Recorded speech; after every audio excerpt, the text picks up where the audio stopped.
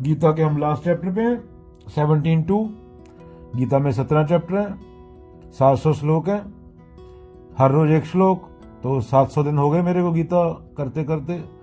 700 दिन में 700 श्लोक ऑलमोस्ट होने वाले हैं। तो 72 में कृष्ण क्या बोल रहे हैं? Chapter 17 verse 2, 17 chapter last chapter है। मनुष्य की श्रद्धा 3 प्रकार की होती है, सात्विक, राजसिक और तामसिक, और यह श्रद्धा उसके स्वभाव से पैदा होती है।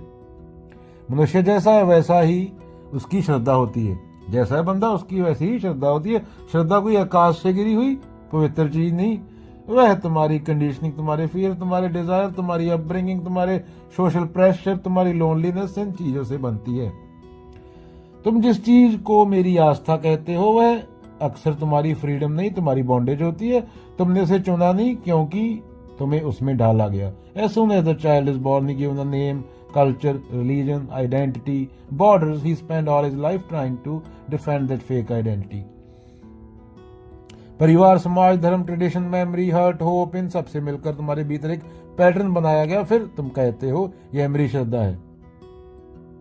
पहले ये देखो कि श्रद्धा कैसे बनती है। बिना समझे किसी बिलीफ को पकड़ लेना सच्चाई नहीं देता, वह केवल मन को सुरक्षा देता है। मन भयभीत है, इसलिए उसे किसी निष्कर्ष, किसी प्रतीक, किसी अथॉरिटी, किसी पूजा, किसी विचारधारा का सहारा चाहिए। इस सहारे को वह होलीनेस का नाम दे देता है। कृष्ण यहाँ क्लासिफिकेशन दे रहे हैं, सात्विक, राजसिक, तामसिक। क्या सात्विक, राजसिक, तामसिक श्रद्धा का जन्म कहां से हो रहा है? क्या वह क्लैरिटी से आ रही है या फियर से? क्या वह इंटेलिजेंस है या मियर कंफर्मिटी?